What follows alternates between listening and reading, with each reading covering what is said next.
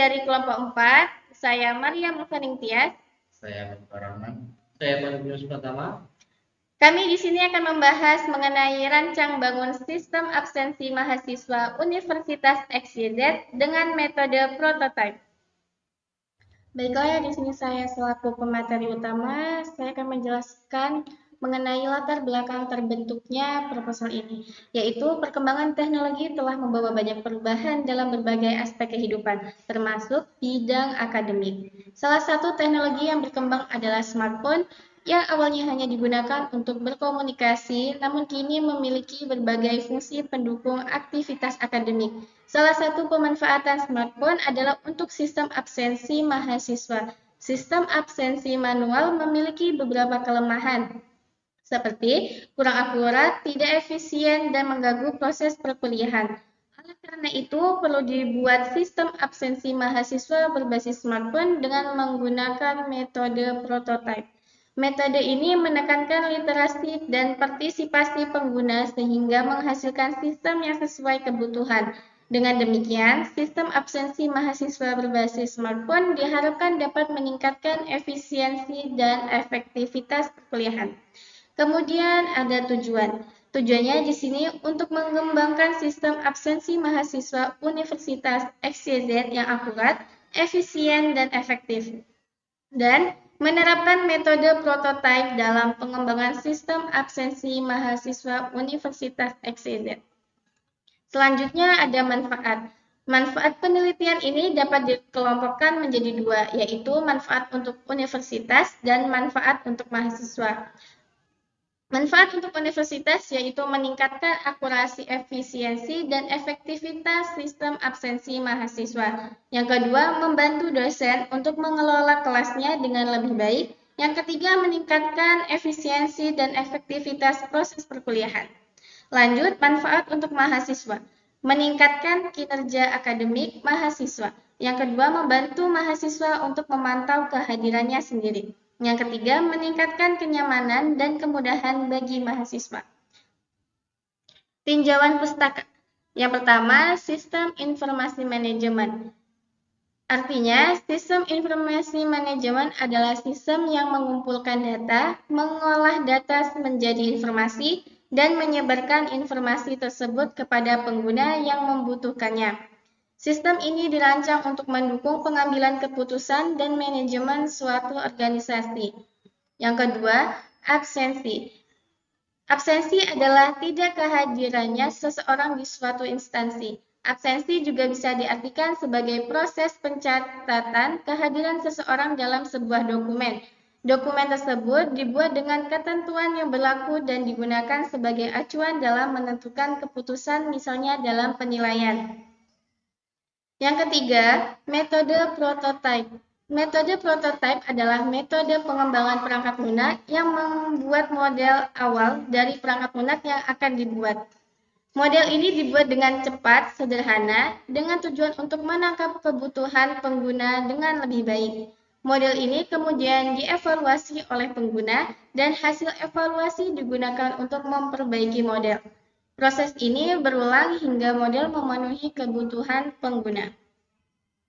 Lanjut, di sini ada metode penelitian.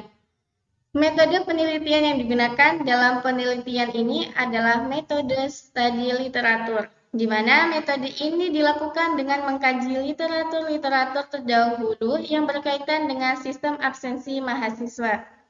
Literatur-literatur tersebut meliputi buku, jurnal, artikel, dan sumber-sumber lainnya. Yang pertama, pengumpulan data. Data yang didapatkan di dalam penelitian ini dikumpulkan dengan menggunakan teknik pencarian data, yaitu yang pertama, melakukan identifikasi data yang diperlukan untuk sistem yang akan dibangun. Yang kedua, cari referensi dari buku, jurnal, artikel, dan sumber-sumber lainnya yang relevan dengan data yang diperlukan. Yang ketiga, kumpulkan data dari referensi yang telah ditemukan. Yang keempat, analisis dan interpretasi data yang telah dikumpulkan. Yang kelima, tarik kesimpulan tentang data yang digunakan dalam sistem sementara. Yang kedua, ada kebutuhan sistem. Perangkat kerasnya meliputi laptop atau PC. Yang kedua, prosesor Intel Core i3, yang ketiga memori 8 GB, dan yang keempat ada SSD 812 GB. Dan perangkat lunaknya yang dibutuhkan yaitu sistem operasi Windows 11, MySQL, XAMPP, dan browser meliputi Chrome. Dan metode pengembangan sistem. Di sini metode pengembangan sistem adalah serangkaian langkah yang terstruktur dan sistematis untuk mengembangkan sebuah sistem. Metode pengembangan sistem yang digunakan dalam penelitian ini adalah metode prototyping. Metode prototyping adalah metode pengembangan sistem yang menekankan pada proses iteratif dan inkremental. Artinya, sistem dikembangkan secara bertahap dengan melibatkan penggunaan secara aktif. Metode prototyping terdiri dari 5 tahap, yaitu communication, quick plan, modeling quick design, pembentukan prototype, dan development, delivery, dan feedback. Lanjut, jadwal penelitian. Di sini ada tahap pengembangan metode prototipe. Yang pertama yaitu communication. Jadwal penelitiannya di bulan Oktober, yaitu sudah terlaksana. Yang kedua, quick plan. Di bulan Oktober dan November, itu sudah terlaksana. Ketiga, modeling quick design. Di bulan November dan Desember sudah terlaksana, dan pembentukan prototipe dan development, delivery, dan feedback itu belum terlaksana. Oke, baik. Saya lanjutkan penjelasan untuk rancangan flowchart DFD. Nah, di sini kita mulai dengan flowchart, yakni pertama mulai, lalu ada database mahasiswa, data dosen, data mata kuliah, dan data kelas. Lalu lakukan input data. Di sini ada kondisi, jika tidak maka kembali ke input data, dan jika lanjut maka langsung ke rekap kehadiran. Nah, setelah rekap kehadiran langsung masuk ke database. Data-data yang diinput tadi masuk ke dalam database.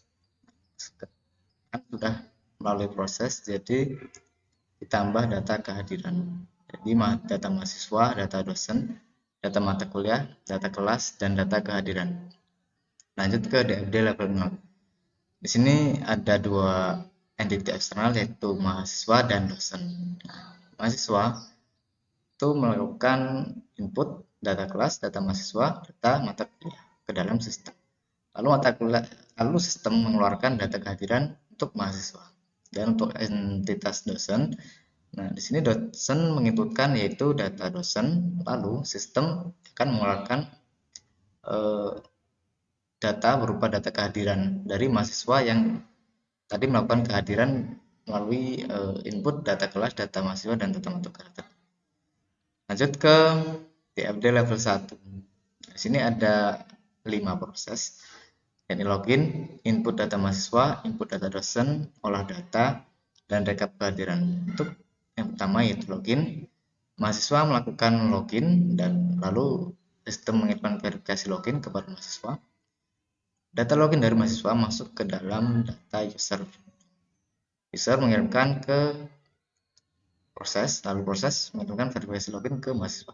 Begitu juga dengan dosen, dosen juga melakukan login, lalu masuk ke dalam database user, lalu database user mengeluarkan verifikasi ke sistem, lalu sistem meneruskan ke dosen. Yang kedua yaitu proses input mahasiswa. Di sini mahasiswa melakukan input 3 yang seperti di DFD level 1 level 0 tadi, yakni menginputkan data mahasiswa, data kelas, dan data mata kuliah. Nah, data tersebut langsung masuk ke dalam database masing-masing, yakni database mahasiswa, database kelas, dan database dosen, database mata kuliah 3 ini. Terus habis itu lanjut ke proses ketiga, yakni input data dosen. Di sini dosen menginputkan data dosen dan masuk ke dalam data dosen. Nah, terus udah cuma itu untuk proses yang ketiga. Lalu lanjut proses yang keempat, olah data. Tadi data-data yang diinputkan mahasiswa yang sudah masuk ke dalam database mahasiswa, database kelas, database mata kuliah, dan juga data yang diinputkan oleh dosen. Nah, di sini langsung masuk ke dalam proses olah data. Terus ketika udah masuk olah data, lalu sistemnya akan mengeluarkan data kehadiran langsung masuk ke dalam database kehadiran.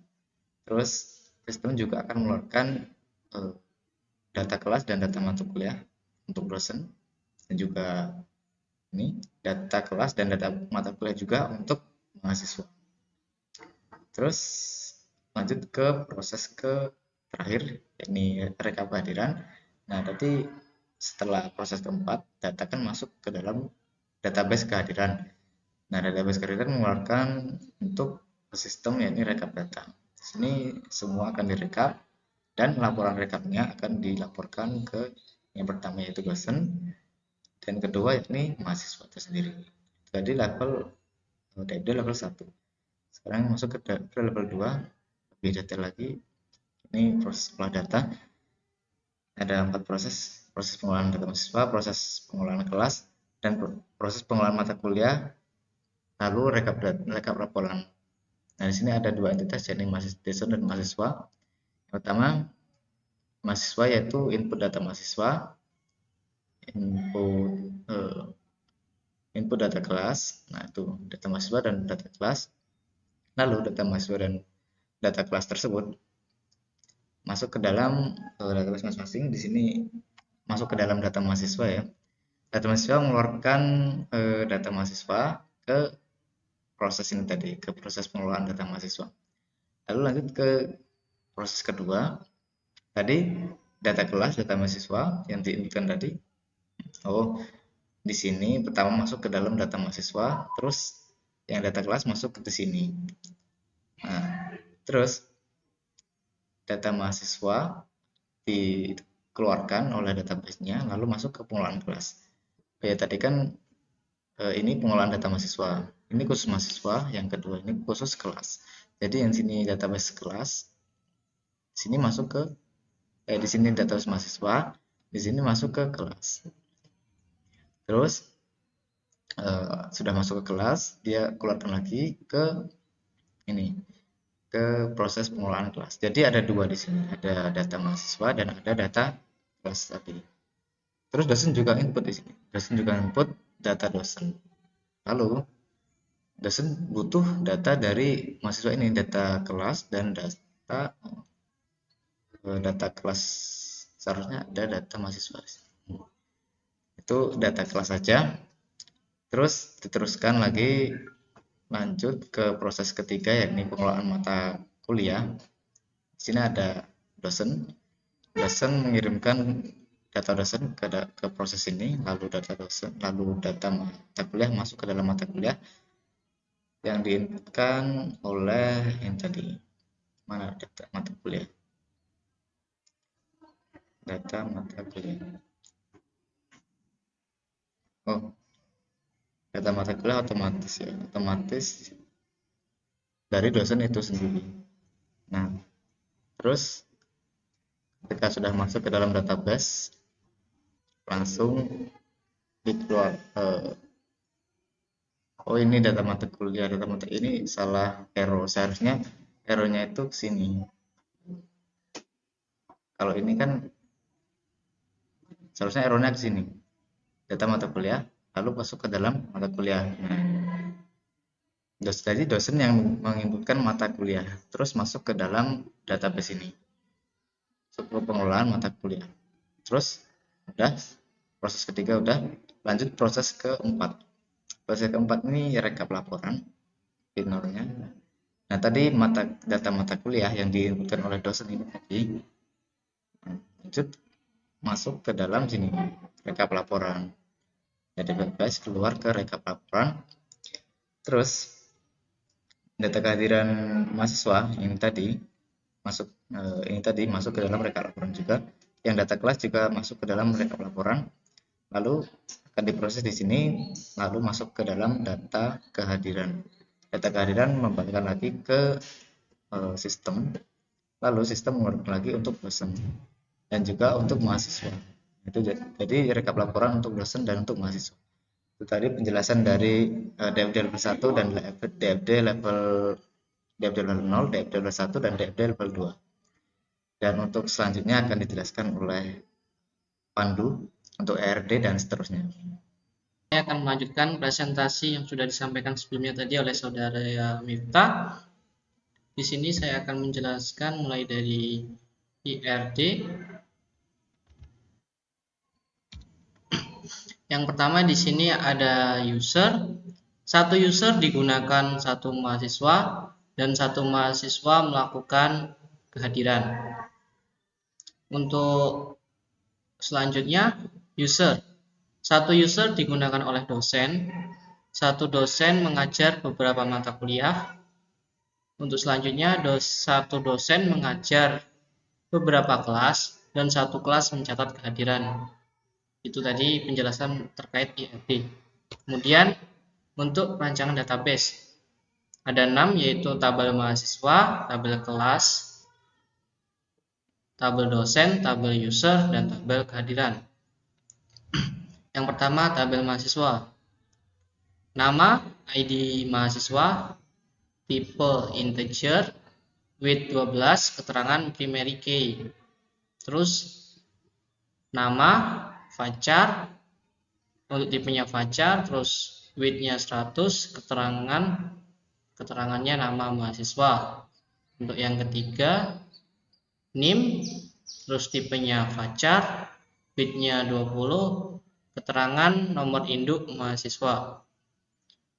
Untuk tabel kelasnya, nama, ID kelas, yang pertama ID kelas, tipenya integer, width 12, keterangannya primary key. Yang kedua kode, tipenya varchar, width-nya 20, keterangan kode kelas. Untuk yang ketiga nama, untuk tipenya varchar, terus kemudian untuk width-nya 100, untuk keterangannya nama kelas. Yang keempat, ID dosen. Tipenya integer, width-nya 12, keterangan foreign key. Dan yang terakhir, jadwal. Tipenya varchar, width-nya 100, kemudian keterangannya jadwal kelas. Untuk tabel kelas yang selanjutnya yaitu untuk namanya yang pertama ID mata kuliah, tipe integer, width 12, keterangan primary key. Untuk yang kedua yaitu kode, tipenya varchar, width-nya 20, keterangan kode mata kuliah. Untuk yang ketiga nama, tipenya varchar, width-nya 100, kemudian untuk keterangannya nama mata kuliah. Untuk yang keempat SKS, tipenya integer, width-nya 12, dan untuk keterangannya satuan kredit semester. Untuk nama yang terakhir yaitu ID dosen. Tipenya integer, width-nya 12, dan keterangannya foreign key. Untuk tabel yang selanjutnya yaitu tabel dosen. Untuk nama yang pertama yaitu ID dosen, tipenya integer, width-nya 12, dan keterangannya primary key. Untuk yang kedua nama, tipenya varchar, width-nya 100, dan keterangan nama dosen pengajar. Terus untuk yang ketiga NIP, tipenya varchar, width-nya 20, keterangan nomor induk pengajar. Untuk yang keempat email, tipenya varchar, width-nya 100, dan keterangannya alamat email dosen. Untuk yang kelima yaitu telepon, tipenya varchar, width-nya 20, keterangannya nomor telepon dosen. Untuk tabel selanjutnya yaitu tabel user. Untuk nama yang pertama yaitu ID dosen, tipenya integer, width-nya 12, keterangannya primary key. Untuk yang kedua nama, tipenya varchar, width-nya 100, keterangannya nama dosen pengajar. Untuk yang ketiga yaitu NIP, tipenya varchar, width-nya 20, keterangannya nomor induk pengajar. Yang keempat email, tipenya varchar, width-nya 100, keterangan alamat email dosen. Untuk yang kelima yaitu telepon, tipenya varchar, width-nya 20, keterangannya nomor telepon dosen. Untuk tabel yang terakhir yaitu tabel kehadiran. Untuk nama yang pertama yaitu ID kehadiran, tipe integer, width 12, keterangan primary key. Yang kedua, ID mahasiswa tipe integer with 12, keterangannya foreign key. Untuk yang ketiga yaitu ID dosen, tipenya integer, width-nya 12, keterangannya foreign key. Untuk yang keempat, ID mata kuliah, tipenya integer, width-nya 12, untuk keterangannya foreign key. Untuk yang kelima yaitu ID kelas, tipenya integer, width-nya 12 dan keterangannya foreign key. Yang keenam yaitu tanggal, tipenya date, width-nya kosong ya, di sini dikosongkan. Terus untuk keterangannya tanggal kehadiran. Untuk yang terakhir yaitu status, tipenya varchar, width-nya 10, keterangannya status kehadiran, hadir atau tidak hadir. Ini rancangan RDBM-nya yaitu Relation Database Management. Untuk yang pertama yaitu user. Di sini untuk primary key-nya yaitu ID user. Di user ini ada dua database yaitu username dan password. Kemudian di bagian mahasiswa untuk primary key-nya yaitu ID mahasiswa itu sendiri. Untuk database-nya ada nama dan name.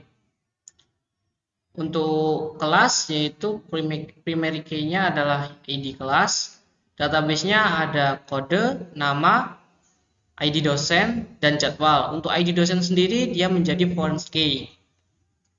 Terus untuk di bagian dosennya primary key-nya yaitu ID dosen. Nah, untuk database-nya di sini ada nama, NIP, email, dan telepon. Yang selanjutnya yaitu untuk mata kuliah, ID mata kuliah dia menjadi for primary key, terus kode, nama, SKS, dan ID dosen. ID dosen di sini menjadi foreign key. Untuk kehadiran ada beberapa database di sini yaitu ID kehadiran sebagai primary key. Yang kedua, ID mahasiswa sebagai foreign key, ID dosen sebagai foreign key, ID mata kuliah dan ID kelas juga menjadi foreign key. Tanggal dan status. Mungkin sekian penjelasan dari kelompok kami. Kembali ke Maryam Ulfaning Tias. Di sini kami akan menjawab pertanyaan yang diajukan oleh Ibu Fitria Apriani MKOM selaku dosen pengampu sistem basis data. Yaitu pada kebutuhan sistem perangkat lunak, di sana ada setiap poin softwarenya. Pada setiap software, di sana jelaskan kegunaan dari masing-masingnya pada pembuatan rancang bangunnya. Dimulai dari Chrome. Chrome ini digunakan untuk mengakses dan menguji antarmuka situs web yang dibangun. Chrome memungkinkan debugging kode HTML, CSS, JavaScript pada sisi klien. Pengembangan bisa menggunakan Chrome DevTools untuk mendebug kode, melihat performa rendering halaman web, dan menganalisis user experience. Perlu dicatat bahwa peran Chrome lebih pada sisi pengembangan dan pengujian web daripada pembuatan inti sistem absensi itu sendiri. Proses pembuatan sistem absensi mahasiswa melibatkan pemilihan bahasa pemrograman, database, logika bisnis, dan faktor-faktor lain yang tidak langsung berkaitan dengan peramban web. Baiklah, saya akan melanjutkan jawaban tadi. Sebelumnya sudah disampaikan oleh saudara Ulfa terkait Chrome. Di sini ada 4 poin software yang digunakan untuk membuat rancang bangun. Yang pertama Chrome, yang kedua sistem operasi Windows 11, yang ketiga XAMPP, dan yang keempat MySQL. Untuk bagian Chrome tadi sudah dijelaskan oleh saudari Ulfa. Untuk saya sendiri, saya akan menjelaskan bagian Windows 11, sistem operasi Windows 11 untuk pembuatan rancang bangun. Di sini ada beberapa, yaitu fungsinya Windows 11 untuk pembuatan sistem rancang bangun. Yang pertama yaitu Windows 11 sebagai sistem operasi yang menjalankan seluruh aplikasi yang dibutuhkan dalam rancang bangun seperti editor kode, database, web server, browser, dan tools lainnya. Windows 11 menyediakan kernel dan manajemen memori atau proses untuk menjalankan semua software tersebut. Untuk yang kedua, Windows 11 menyediakan antarmuka grafis desktop tempat para developer menulis kode program. Fitur GUI seperti jendela, menu memudahkan interaksi dengan berbagai aplikasi secara visual. Windows 11 juga untuk yang ketiga yaitu Windows 11 juga menyediakan terminal atau konsol tempat menjalankan berbagai perintah, tools, CLI dan automation script seperti npm, git, Python dan lain-lain yang sangat diperlukan dalam development aplikasi. Untuk yang keempat yaitu Windows 11, sistem operasi Windows 11 memberikan dukungan multitasking dan multi-user agar developer dapat menjalankan banyak aplikasi sekaligus atau bekerja berkolaborasi satu sama lain menggunakan user account yang berbeda. Untuk yang kelima yaitu fitur keamanan Windows 11 seperti firewall melindungi komputer dan ancaman keamanan selama proses pengembangan. User group dan permission juga membatasi akses ke file dan registrasi. Untuk yang keenam, Windows 11 memungkinkan pengaturan Docker atau virtual machine, contoh WSL, untuk menjalankan Linux environment yang sering dibutuhkan dalam rancang bangun modern.